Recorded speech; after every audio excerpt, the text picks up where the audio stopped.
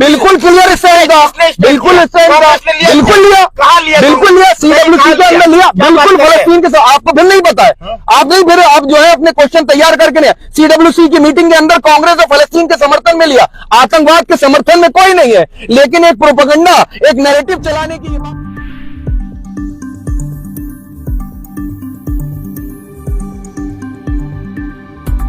मुखर होकर अपनी बात रखी थी। आइए इस बार फिर जुड़ रहे भारत न्यूज 91 के फेसबुक लाइव पर, इनसे बातचीत करते हैं। फलस्तीन की आजादी तक जंग जारी रहेगी, हमास ने किया ऐलान, किस तरह देख रहे हैं सैयद जवाद? नहीं देखिए, कब तक जाने जाती रहेगी, कब तक कत्लेआम होता रहेगा? देखिए, जब तक इजराइल की विस्तारवाद नीति और बेंजामिन नेतन्याहू का मानसिक दिवालियापन जब तक नहीं होगा, जब तक वहां पे बेंजामिन नेतन्याहू सरकार हट नहीं जाती, तब तक ये जारी रहेगी। और मैं आपसे कह चुका हूं, ये मसला अब यहां पर खत्म होने वाला नहीं है। तमाम जितनी लोग हैं, एक स्टेज सज चुका है। उधर से आप देखेंगे रूस हो गए, चाइना ने भी, मैंने जैसे पिछली वीडियो में आपसे कहा था कि चाइना का इन्वॉल्वमेंट होगा, रूस का इन्वॉल्वमेंट होगा और उसके बाद दीगर ममालिक का इन्वॉल्वमेंट होगा। अभी आपको पता है, तमाम मीडिया हाउसेस के अंदर ये रिपोर्ट गई है, ये न्यूज गई है कि 6 जो है आपने जंगी बेड़े जो हैं वो चाइना ने अपने मूव करे हैं। और उसके बाद अगर देखेंगे, रूस की भी खुले तरीके से समर्थन जो है वो फलस्तीन के पक्ष में आ रहा है। और तमाम अंतरराष्ट्रीय स्तर के ऊपर जिस तरीके से इजराइल, अमेरिका और यूरोप के अंदर विरोध प्रदर्शन हो रहे हैं, सड़कें पूरी भरी हुई हैं तमाम सरकारों के खिलाफ। फ्रांस के अंदर तो प्रतिबंध लगाने के बावजूद भी, यूरोप के अंदर, ब्रिटेन के अंदर प्रतिबंध लगाने के बावजूद भी तमाम बड़े बड़े सेलिब्रिटी, तमाम बड़े बड़े लोग जो हैं वो सड़कों पे उतरकर फलस्तीन के समर्थन में प्रदर्शन कर रहे हैं। और जो बेंजामिन नेतन्याहू सरकार है उसके विरोध में भी प्रदर्शन हो रहे हैं। और सबसे बड़ी बात महताब साहब, सबसे बड़ी बात, मुसलमानों से ज्यादा इस वक्त क्रिश्चियन कम्युनिटी के लोग, वेस्ट के लोग फलस्तीन के समर्थन में निकले हैं रोड के ऊपर। वो कह रहे हैं कि युद्ध विराम होना चाहिए, युद्ध नहीं होना चाहिए, क्योंकि जिस तरीके से वेस्ट के अंदर रूस यूक्रेन की जंग हुई, सर्दियां आने वाली हैं। अगर रूस ने गैस देना बंद कर दिया तो आधे से ज्यादा वेस्ट के अंदर लोग ठंड से ठुठुर करके मर जाएंगे। ये वो जानते हैं। जिस तरीके से वहां की इकोनॉमी बर्बाद हो रही है, खास तौर से वेस्ट के इस प्रोपेगेंडे के अंदर, वो वहां की जनता भली भांति जानती है। वो कितना भी करने, लेकिन जो उनकी इंटरनल, आपकी डेमोक्रेसी की बात करें, जो उनकी इंटरनल सोसाइटी है वो बहुत सेंसिटिव है। उन्होंने युद्ध देखे हुए हैं, उन्होंने वो द्वितीय विश्व युद्ध के अंदर वो हालात देखे हुए हैं। वो लोग जिंदा हैं, जिस तरीके से हालात बने थे, जिस तरीके से महंगाई थी, जिस तरीके से मार अफरा तफरी मची हुई थी, वो हालात उन्होंने देखे हैं। इसलिए वहां की सोसाइटी बहुत सेंसिटिव है और वो जानते हैं कि युद्ध के क्या परिणाम हो सकते हैं। बहुत घातक परिणाम होंगे। पेट्रोल आप यकीन मान के चलिए कि अगर 500-600 रुपए में भी चला जाएगा तो कोई बड़ी बात नहीं होगी। अगर आपने इस वक्त गाजा के अंदर ऑपरेशन करा, या आपने देखा वेस्ट बैंक के अंदर ऑपरेशन करा, तो मुस्लिम ममालिक हो गए, ओआईसीज हो गए, और खास तौर से चाइना और रूस का इन्वॉल्वमेंट होगा उसके बाद, और ये बहुत स्तर तक बढ़ता चला जाएगा। मैं बार बार फिर कह रहा हूं कि युद्ध विराम होना चाहिए, सोल्यूशन निकलना चाहिए, लेकिन इजराइल इस चीज को मानने को तैयार नहीं है। मुस्लिम ममालिक की खामोशी क्या दर्शाता है सही जवाब? गजा में रात भर बमबारी हुई है, कई 100 कत्लेआम हुए हैं, किस तरह देख रहे हैं इन बातों को? नहीं देखिए, मुस्लिम ममालिक की अगर जहां तक बात करूं, वो खामोश नहीं है। एक तरीके की, इस तरीके से प्रोपेगेंडा नहीं फैलाना चाहिए। रीजन मैं बात कर रहा हूं, मोहम्मद बिन सलमान हो गए और ईरान के प्रेसिडेंट हो गए, उन्होंने आपसी बातचीत करा की, आवाजें उठने लगी। मुस्लिम ममालिक के हुक्मरान पे लोग नाराजगी जाहिर कर रहे हैं, क्या बात कर रहे हैं? नहीं, देखिए अब यहां पर डिसीजन जो है वो ये लिया जाएगा कि पहले कौन कूदे। तुर्की के अंदर एर्दोगान साहब ने तमाम, आपने देखा कि बातें बोली थी फलस्तीन के समर्थन में। आज उनके पास उनकी अफवाज भी मौजूद है, सेना भी मौजूद है, और वो नेटो का सदस्य है। उनके लिए एक डिसीजन लेना बड़ी मुश्किल बात होगी कि अगर वो डिसीजन लेते हैं फलस्तीन के समर्थन में। किस चीज से डर रहे हैं लोग, ये बताइए? डर क्यों रहे? एक दूसरे का इंतजार कर रहे हैं मुस्लिम, सब लोग जो मुस्लिम ममालिक के हुक्मरान जो है अपनी जनता को बेवकूफ बना रहे क्या? नहीं, बेवकूफ बनाने की बात नहीं है। बहुत सी जगह पे अपनी इकोनॉमी को देखते हुए लोग डिसीजन लेते हैं, क्योंकि ये जो अभी जो फलस्तीन का मुद्दा है, और खास तौर से वेस्ट बैंक का जो मुद्दा है, और जिसका मस्जिद अक्सा कहा है, ये लोगों की भावनाओं से जुड़ा हुआ मुद्दा है। और इसमें तमाम लोगों के ऊपर प्रेशर रहेगा, जिनके पास अपनी अफवाज है, जिनके पास अपनी फौज है, जिनके पास अपनी सेना है, जिनके पास अपनी नेवी है, उन तमाम सरकारों के ऊपर जो है ये प्रेशर वहां की जनता बनाएगी। और मुझे लगता है कि आने वाले वक्त में आपको डिसीजन लेने की जगह आपको एक्शन भी दिखेगा बहुत सी जगह पे। आपको बता दूं, अमेरिका ने बार बार जो है इजराइल को रोका है, क्योंकि ये जो वॉर स्टार्ट होगी तो ये 5 फ्रंट वॉर स्टार्ट होगी इजराइल के अंदर। अभी बताइए, इजराइल ने अभी तक जो है ग्राउंड ऑपरेशन क्यों नहीं करा?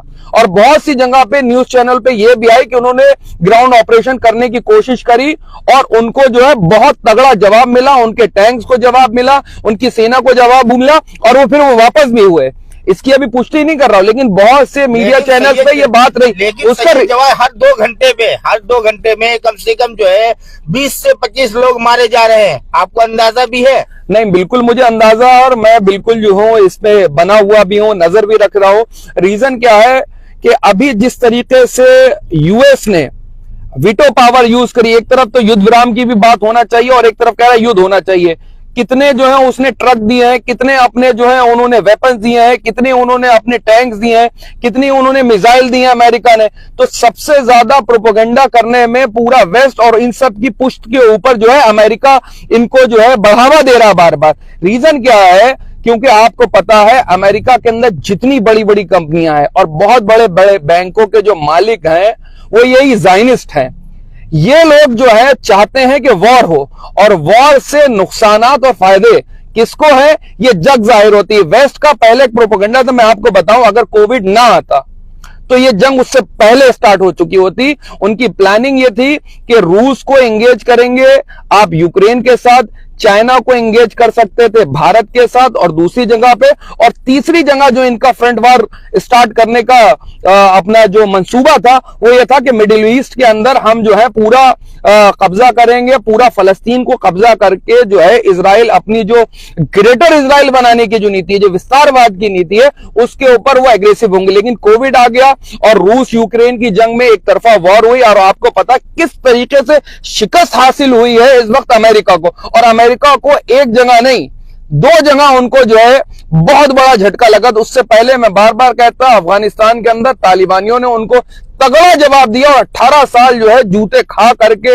और इनके मुंह पे और गालों पे तमाचे बजा करके जो है इनको बाहर निकाला। वहां से हारने के बाद आपको पता बाइडेन सरकार के अंदर भी 1 साल के बाद अमेरिका के अंदर भी जो है इलेक्शन है, और बाइडेन सरकार के खिलाफ भयंकर नाराजगी है। हो सकता है दोबारा सत्ता के अंदर नहीं आए, और वहां की जनता तो कह रही है तुम क्यों दूसरे की जंग में इन्वॉल्व हो रहा है। वहां सैनिक तैयार नहीं हो रहे हैं, वहां का एडमिनिस्ट्रेशन तैयार नहीं हो रहा। और अभी आपको पता होगा एक बड़े अधिकारी ने अमेरिका के रिजाइन दे दिया इस चीज को लेकर के कि भाई साहब आप दूसरे की वॉर के अंदर क्यों इन्वॉल्वमेंट डाल रहे हैं अपना, क्यों लोगों को, सैनिकों को जो है आप मरने के लिए भेज रहे हैं। अगर इजराइल की बात है और हमास की बात है तो इजराइल के पास अपनी इनफ फौज है, वो मुकाबला कर सकती है। लेकिन आप अपने जंगी बेड़े क्यों भेज रहे हैं?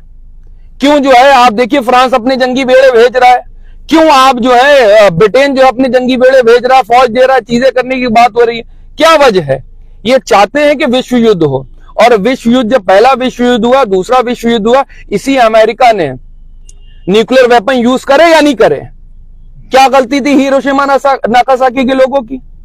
क्या उसके परिणाम भुगते? लेकिन कोई भी इसको जो है आतंकवादी देश कहने को तैयार नहीं होती। सबसे ज्यादा आतंकवाद को बढ़ावा देने वाला कौन है?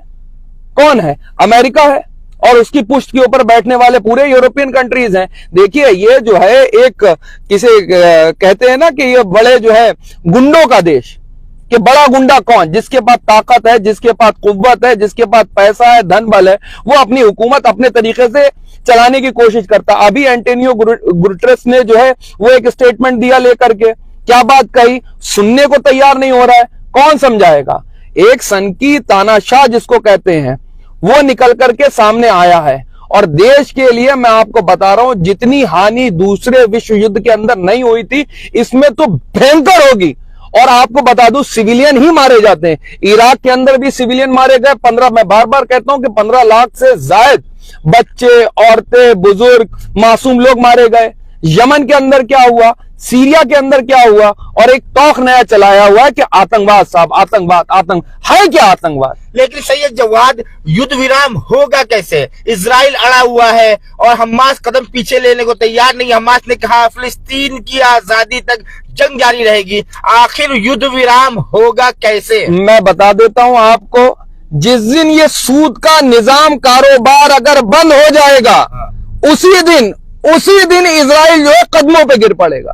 ये जो सूदी निजाम बनाया हुआ पूरी दुनिया के अंदर न्यू वर्ल्ड ऑर्डर के नाम से, अगर इस सूदी निजाम को अगर रोक दिया जाए, अगर बंद कर दिया जाए कि सूद के अंदर जो है हिसाब किताब नहीं होगा, ये जो जबरदस्ती का एक बैंकिंग सिस्टम बनाया हुआ सूदी निजाम, इसको अगर रोक देंगे, आज जो है मैं आपसे कह रहा हूं घुटने को ऊपर आ जाएगा। और आपको बता दूं, डॉलर के अंदर व्यापार आपको खत्म करना पड़ेगा। आज देखिए अमेरिका तल से नीचे आ जाएगा, और खर्चात तो उनको यही है क्योंकि एक नई इकोनॉमी डेवलप हो रही है, और उस नई जो यूएस की और जो वेस्ट की चीजें देखेंगे, उनके पैरेलल एक नई इकोनॉमी खड़ी हो रही है। उससे ज्यादा इनको परेशानी है। अगर चाइना, रूस और तमाम सेंट्रल एशिया कंट्रीज मिलकर के आगे निकल गई तो इन वेस्ट का क्या होगा? ये तो फिर से वही बेचेंगे जो बेचते चले आए हैं, सड़कों पे आ जाएंगे। ये जो जबरदस्ती का भवंडर इन्होंने मचा रखा है कि मेरे पास ताकत है, न्यूक्लियर वेपन कह लीजिए, उसके पास जो है मैग्नेटिक वेपन कह लीजिए, ये तमाम तरीके के अपने दावे करते ध्वस्त हो गए। क्या हुआ अफगानिस्तान के अंदर? क्या हुआ? वो तो कहते थे कि मेरे पास ऐसे ऐसे वेपन है, ऐसी ऐसी टेक्नोलॉजी है। चली गई टेक्नोलॉजी, कहां घुस गई टेक्नोलॉजी? 18 साल में तो दिखा देते टेक्नोलॉजी। उसके बाद अभी देखिए कितना बड़ा प्रोपेगेंडा होता था इजराइल के लिए कि इनके पास आयरन डोम भी है, और उसके बाद इनकी सिक्योरिटी ऐसी है कि घुस नहीं सकता, चीजें नहीं होता। 2 मिनट में इनकी इंटेलिजेंस, 2 मिनट में इनका जो सबसे बड़ा इंटेलिजेंस का ब्यूरो कह रहा था, 2 मिनट में धड़ाम हो गया। कहां रुका? क्या हुआ? ये तो सोचने वाली बात है ना। आप इकोनॉमी के पॉइंट ऑफ व्यू से अगर आपको लड़ना है तो लड़िए। आप बताइए इकोनॉमी के लिए क्या बेहतर प्लान हो सकते हैं। आप प्लान बनाते हैं, लोगों के अगेंस्ट में चले जाते हैं, जनता आपसे नाराज खड़ी हुई, महंगाई आपके यहां भी है। आप देखें यूरोप के अंदर जबरदस्त महंगाई है। आपने रूस से वॉर करके जो है पूरे विश्व को भ्रमित करा, और इस बार जो है आप चाइना के लिए एक फ्रंट खोलना चाह रहे थे, वो भी नहीं खुला। युद्ध पर अभी बात करते हैं। अभी आ जाते हैं हमारे देश के प्रधानमंत्री फलस्तीनियों के लिए गिफ्ट भिजवाते हैं, उनकी राजधानी के लिए सामान, खाने पीने का सामान, दवाइयां।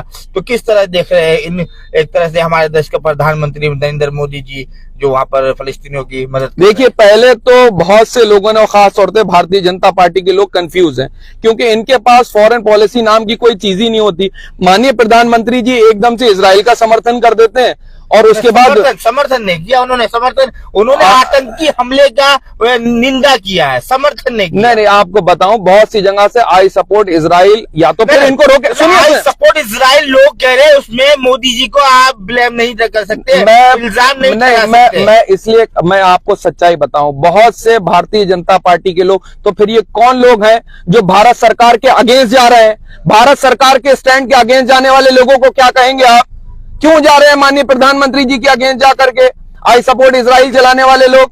कौन लोग हैं वो? अब तो तारीफ कीजिए। नहीं, सुनिए, इसकी तारीफ तारीफ करते कि नहीं करते? बिल्कुल नहीं, जो बात स्वागत योग्य है उसका स्वागत करना चाहिए, इसमें कोई आपत्ति नहीं करते हैं कि नहीं? नहीं, अच्छी पहल और करना चाहिए। यही बार बार विपक्ष ने जो आपके ऊपर दबाव डाला, विपक्ष ने जो बातें कही, विपक्ष कहाँ है? क्यों नहीं कही कांग्रेस? नहीं, क्यों नहीं है विपक्ष? भारत में बिल्कुल है विपक्ष, बिल्कुल है, बहुत मुखर विपक्ष है। अगर विपक्ष को जो लोग कमजोर समझते हैं या सोशल मीडिया के माध्यम से ये समझते हैं कि विपक्ष नहीं है, तो विपक्ष ने देखिए आपको कर्नाटक के अंदर हार दी नहीं दी, उसके बाद आपने देखा हिमाचल के अंदर हार दी। कौन सी आवाज उठा दी ये बताइए? विपक्ष कर रहे हैं आप। नहीं, विपक्ष ने कौन सी आवाज उठाई? क्यों? फलस्तीनियों की हिमायत में बिल्कुल उठाई, बिल्कुल क्लियर स्टैंड था, बिल्कुल लिया, बिल्कुल लिया, CWC के अंदर लिया, बिल्कुल फलस्तीन के साथ। आपको फिर नहीं पता है? आप नहीं, फिर आप जो है अपने क्वेश्चन तैयार करके लिया। CWC की मीटिंग के अंदर कांग्रेस और फलस्तीन के समर्थन में लिया, आतंकवाद के समर्थन में कोई नहीं है, लेकिन एक प्रोपेगेंडा, एक नैरेटिव चलाने की ये बात कही जा रही है कि हमास के समर्थन। राहुल गांधी का स्टेटमेंट आया, नहीं सुनिए, राहुल गांधी का, राहुल गांधी के स्टेटमेंट से मुझे लगता है कि राहुल गांधी स्टेटमेंट से CWC की मीटिंग के अंदर फलस्तीन के समर्थन में बात कही गई। और क्या इमरान प्रतापगढ़ी ने फलस्तीन के समर्थन में बात उठाई? नहीं उठाई। कांग्रेस के तमाम और लीडर कांग्रेस है क्या? ये बताइए। नहीं, कांग्रेस नहीं, लेकिन बात उठाई उन्होंने। कांग्रेस के लीडर है, और उन्होंने बात उठाई और मुखर तरीके से उठाई। ये प्रोपेगेंडा जो मीडिया के अंदर चलाने की कोशिश बड़े की जा रही है, की बात हो रही है। तो कांग्रेस के लीडर ने उठाई ये बात, कांग्रेस के लीडर और भी उठा रहे हो फलस्तीन के समर्थन, और विपक्ष का दबाव इतना था कि माननीय प्रधानमंत्री जी को विदेश नीति समझ में आई। उनके विदेश मंत्री अजय शंकर साहब ने तारीफ करना सीखे। जब एक हमारे देश के प्रधानमंत्री जब वहां पर गिफ्ट भिजवाते हैं, राशन किट भिजवाते हैं, वहां पर राहत सानी के लिए सामान भिजवाते हैं, तो तारीफ करना सीखिए, क्योंकि इससे जो है हमारे देश का नाम रोशन हुआ है। और जो है मोदी जी जो है उम्मीद कीजिए कि ये जो इजराइल और फिलिस्तीन के दरमियान जो घमासान मचा हुआ है, इन दोनों मुल्कों में जो अमन का जो है एक बड़ा चेहरा बने मोदी जी। ऐसा है, मोदी जी की जितने भी मीडिया लोग हैं ये चाटुकारी करना छोड़ दीजिए। और अगर ऐसा होता, अगर मोदी जी के चाटुकार या सरकार के चाटुकार आप बनना चाहते हैं तो आपको मुबारक। और दूसरी बात, अरे बिल्कुल है, बिल्कुल है, बिल्कुल है। अगर ऐसा होता तो मणिपुर के ऊपर माननीय प्रधानमंत्री जी दिल खोल कर बोलते, मणिपुर के ऊपर एक सवाल का जवाब देते हैं, भारतीय जनता पार्टी के लोग भागते हैं। मणिपुर के बाहर है देश से, और नू के अंदर इतनी हिंसा हो गई, और 2002 के अंदर क्या हुआ वो समझ याद नहीं है। मैं इसलिए हो जाता हूँ कि मुझे लगता है कि पत्रकार जिस तरीके से सरकार के चरण हो गए, सवाल पूछिए, पत्रकार का काम सवाल पूछना है, इतना एग्रेशन क्यों? सवाल पूछिए, रखे नहीं शालीनता है, मुझे शालीनता तब होती है, और ये तकलीफ है, ये गुस्सा है, ये दर्द है मणिपुर के लोगों के लिए। क्या हुआ मणिपुर के अंदर? महिलाओं को निर्वस्त्र करके घुमा दिया गया और बोलने को तैयार नहीं हुआ कोई। जंतर मंतर पर महिलाएं बैठी रही, ब्रजभूषण शरण सिंह के खिलाफ 2 अल्फाज नहीं निकले, और तमाम ऐसे लोग बैठते हैं सदन में जाकर के जिन पर गंभीर धाराओं में आपराधिक मुकदमे दर्ज है। आप क्या चाहते हैं, जबान बंद कर ले हम? आप करिए चाटुकार, तो हमें करने की जरूरत नहीं है। मोदी जी ने जो वहां पर गिफ्ट भिजवाया था उसमें गवर्नमेंट ऑफ इंडिया नहीं लिखा हुआ था, पीपल ऑफ इंडिया, यानी आवाम की तरफ से भिजवाया उन्होंने। सोचिए कितनी बड़ी बात है। आपने शायद गांधी जी को फिर नहीं पढ़ा। गांधी जी भी फलस्तीन के समर्थन में थे, सरदार पटेल जी भी फलस्तीन के समर्थन में थे, पंडित जवाहरलाल नेहरू भी फलस्तीन के समर्थन में थे, और तमाम सरकारें, और आज भी विपक्ष का दबाव, क्योंकि माननीय प्रधानमंत्री जी इतनी जल्दबाजी करते हैं मीडिया के अंदर इंटरव्यू देने के लिए, मीडिया के अंदर फुटेज खाने के लिए, कि वो ये भूल जाते हैं कि आपके पास विदेश मंत्री है। भाई विदेश मंत्री विदेश नीतियों का जवाब देगा, कृषि मंत्री जो है कृषि के ऊपर जवाब देगा। नफरत फैलाएंगे, सही नफरत फैलाएंगे। और आप लोग नफरत फैला करके देश का माहौल जो है तनावपूर्ण कर रखे हैं। आप जो भी तोक डालना चाहते हैं मेरे गले में डाल सकते हैं, लेकिन हक की, सच की, इंसाफ की, इक्वालिटी की बात करता रहूंगा, चाहे दुनिया इधर से और उधर हो जाए। जो हक होगा, हाँ ये बात सच है कि सच हमेशा कड़वा होता है। आज पूछिए, आज आपने देखा, एक आपको बात बताओ, मौजूद से बात हट जाएगी। आज उन्हीं के पूर्व गवर्नर सतपाल मलिक साहब ने राहुल गांधी जी के इंटरव्यू में क्या बातें कही, सुनिए आपने? नहीं सुनी होंगी। बहुत गंभीर बातें कही उन्होंने, और उसका जवाब देते भारतीय जनता पार्टी को नहीं बन रहा है। तमाम ऐसी चीजें हैं, 10 बातें कर सकता हूं, लेकिन जो बात हक होगी, सच होगी, उसको बोलिए। तो आप लोग तो चाहते हैं, क्या देश के अंदर लोकतंत्र की खूबसूरती ये नहीं है कि मैं अपने देश के माननीय प्रधानमंत्री जी की कुछ एक बातों पे आलोचना कर सकूं? क्या उनसे 2-3 कड़वे सवाल नहीं पूछ सकता मैं माननीय प्रधानमंत्री जी से? अगर लोकतंत्र है, सुनिए, अगर लोकतंत्र है तो सवाल पूछना लोकतंत्र में सीखिए सरकार। और सुन लीजिए, मना कौन कर रहा है आपको? निंदा करे, लेकिन कोई अच्छा काम हो उसकी तारीफ करना भी सीखे आप लोग। नहीं, अच्छे कामों की भी तारीफ करी जाती है। और एक बार भी प्रधानमंत्री की तारीफ करी आपने, जो उन्होंने गिफ्ट भिजवाया वहां फिलिस्तीनियों के लिए? देखिए, ये पहली बार नहीं है, तमाम सरकारों ने गिफ्ट पहुंचाया और तमाम सरकारों ने बहुत कुछ करा है, और पहली बार हमारी विदेश नीति ऐसी नहीं है कि हम जो है जाकर खड़े हो जाएं। तमाम जगह पे आपको दुख इस बात की है कि कांग्रेस ने भिजवाया, मोदी जी ने भिजवाया, इस बात? अरे भाई, जो सरकार है वो सरकार में भिजवाने का काम है या विपक्ष का काम है? सरकार ना भाई, मैं माननीय प्रधानमंत्री जी की कई जगह पर कोई एक बात पे अगर आपसे पहले का ये स्वागत जोग बात थी, क्या नहीं बोला, लेकिन आप कह दें कि इस गम में मणिपुर के लोगों का दुख और दर्द भूल जाऊंगा बयान करना, तो भाई साहब नहीं करूंगा। आप पूछेंगे कि नू हिंसा के ऊपर अगर कोई बात होगी तो माननीय प्रधानमंत्री जी से सवाल करूंगा। अगर गुजरात के अंदर कोई बात हुई तो माननीय प्रधानमंत्री जी से सवाल करूंगा। मेरा काम एज ए विपक्ष के तौर पर as a people of India के तौर पे मेरा काम है सच्चे सवालों को खड़ा करना, और सरकारों का काम होता है जवाब देना। माननीय प्रधानमंत्री जी जवाब ही नहीं देते तो क्या करा जाएगा, पूछा जाएगा नहीं। और जो भी सवाल करेगा खड़े से करे, या तो उसके घर पे सीबीआई जाएगी, या ईडी जाएगी, या इनकम टैक्स जाएगी, या पुलिस चली जाएगी। भाई सवाल तो जनहित में करा जाएगा या नहीं करा जाएगा, यही तो हम भी कह रहे हैं कि आप करिए। जब क्या विपक्ष के अंदर पहले जब बैठते थी सत्ता पक्ष के अंदर कांग्रेस थी, विपक्ष के अंदर बीजेपी थी, कि तमाम आंदोलन नहीं हुए, इसी रामलीला से हुए। और क्या क्या नहीं बोला गया पूर्व प्रधानमंत्री डॉक्टर मनमोहन सिंह को। इजराइल पे आप कहां लेकर जाएंगे? आप लोगों आपने सवाल पूछा नहीं, बात हो रही थी इजराइल और फिलिस्तीन पे। फिलिस्तीन के लिए मोदी जी ने जो वहां पे गिफ्ट भिजवाए उस पर बात चल रही थी। भारत सरकार ने कहां घुमा दिया बातों को? नहीं, मैंने घुमाया नहीं। जो आपने सवाल पूछे उन सवालों का जवाब दिया, मैं घुमाता नहीं हूं। जो आपने सवाल करे वो पूछे। आप ये चाहते हैं इजराइल फलस्तीन के, मैंने कहा स्वागत जो बात है, लेकिन अगर ये आप कहेंगे कि मणिपुर पे सवाल ना करो तो भाई साहब ये देश के साथ बेईमानी होगी, और खास तौर पे पत्रकारिता के साथ भी ये बेईमानी होगी। क्यों मणिपुर का जिक्र नहीं करना चाहिए? क्या पूरे विश्व के अंदर मणिपुर के मसले को लेकर के हमारी नाक कटी या नहीं कटी? क्या हुआ, देश का नाम रोशन हुआ? और अभी भी मणिपुर के अंदर क्या हालात बने हुए हैं आप पूछिए। क्या ये सवाल देश के जुड़े हुए मुद्दों से सवाल नहीं है? इन सवालों पर तो डिस्कशन होगा, चर्चा भी होगी सदन के अंदर। माननीय प्रधानमंत्री जी को बात करते हैं इजराइल फलस्तीन में। क्या लगता है सैयदवाद, कब तक ये जंग जारी रहेगी और कब तक लगता है कि बिल्कुल वर्ल्ड वार छिड़ने वाला है? अब बिल्कुल वर्ल्ड वार के कगार पर है पूरी दुनिया।